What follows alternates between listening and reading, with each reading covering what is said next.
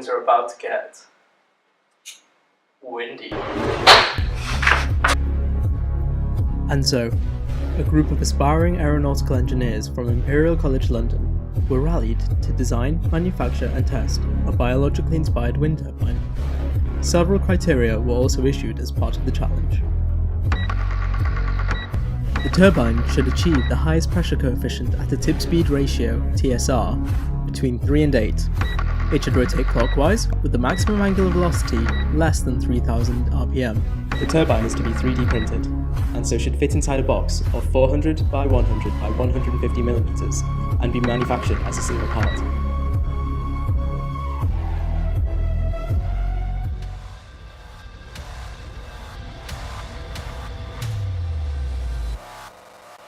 The x-axis is defined as the direction of the oncoming wind, and the y-axis is perpendicular to the blade, inside the plane of rotation.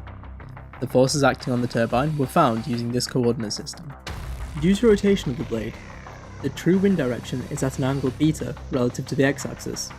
Conventionally, lift and drag of an aerofoil section is respectively defined as parallel and perpendicular to the true wind direction. Since power generation depends on the effective lift, which is in the plane of rotation, and the effective drag, which is in the x direction, the lift and drag are resolved to effective lift and effective drag at each position on the blade.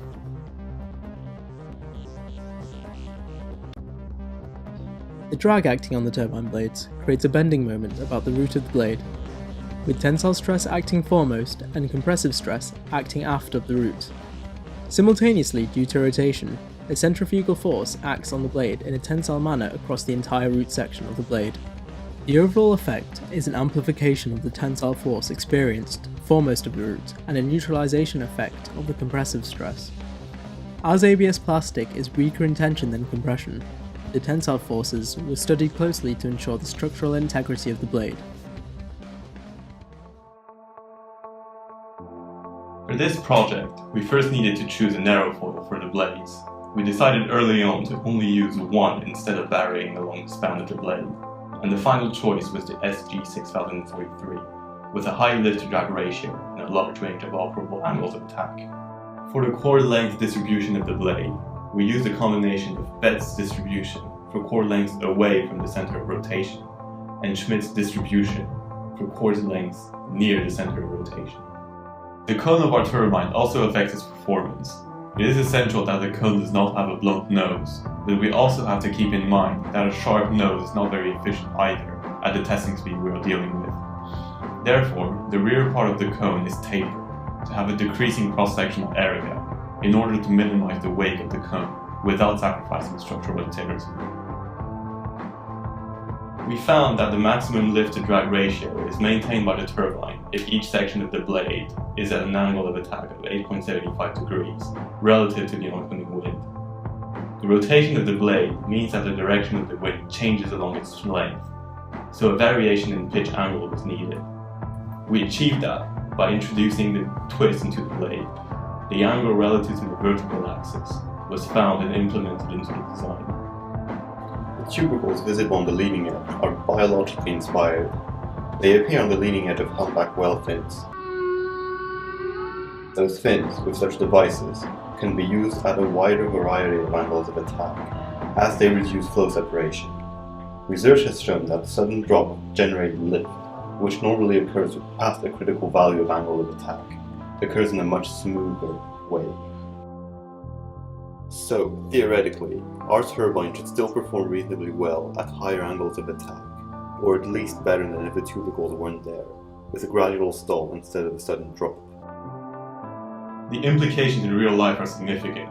Since it is impossible to control the direction of the wind, the turbine may stall if the wind direction changes suddenly. With the tubercles, the range of wind directions at which a turbine could operate would be wider, and it should be less sensitive to random factors affecting the wind direction. The computer model of the turbine was sent to be 3D printed in ABS plastic. The direction of printing is highly dependent on the direction of aerodynamic loading. Since the lift acts perpendicular to the surface of the blade, it was necessary to print along the length of the blade to prevent failure due to shear forces. However, due to the twist of the blade, only one blade was aligned perfectly, and so the opposite blade had lower resolution.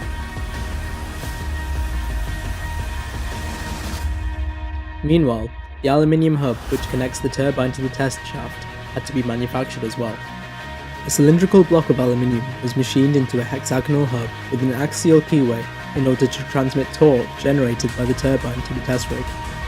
A grub screw hole was also drilled in to ensure the turbine was held in place.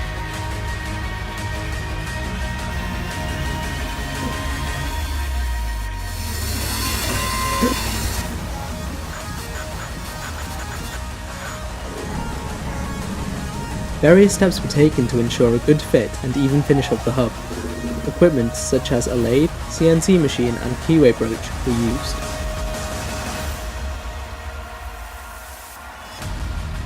Finally, once the turbine had completed its 24-hour print, limitations of the printer meant that the trailing edge was manufactured to be too thick.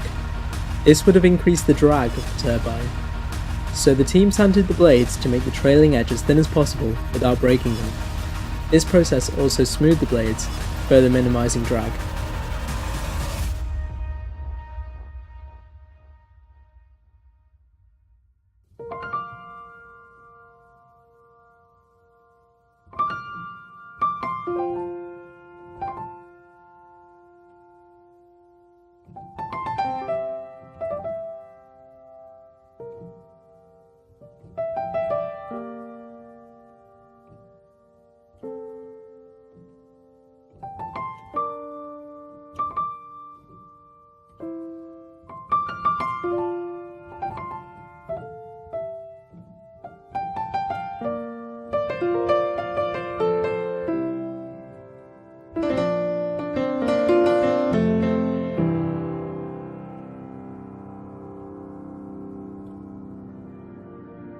The testing of our blade took place in the Donald Campbell wind tunnel.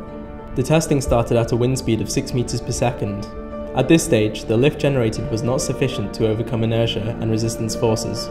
When the wind speed increased to 8 meters per second, our blade self-started. Maximum power was generated at 1,521 RPM, giving 2.2 watts. The TSR was 3.9, and as wind speed increased to 10 meters per second, the same testing procedure applied.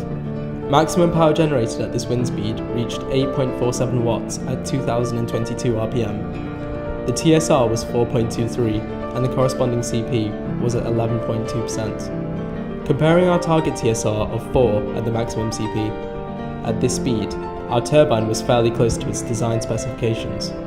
At 12 meters per second, the maximum power generated was 19.24 watts. At 2608 RPM, the TSR was 4.66 and the corresponding CP about 14.76%. A large fluctuation of power generated occurred at an RPM range of 2600 to 2800 with a loud continuous humming sound.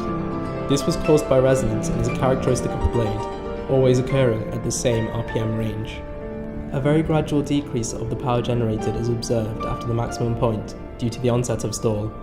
This can be credited to the implementation of the tubicles acting as vortex generators to energize the boundary layer and delay flow separation.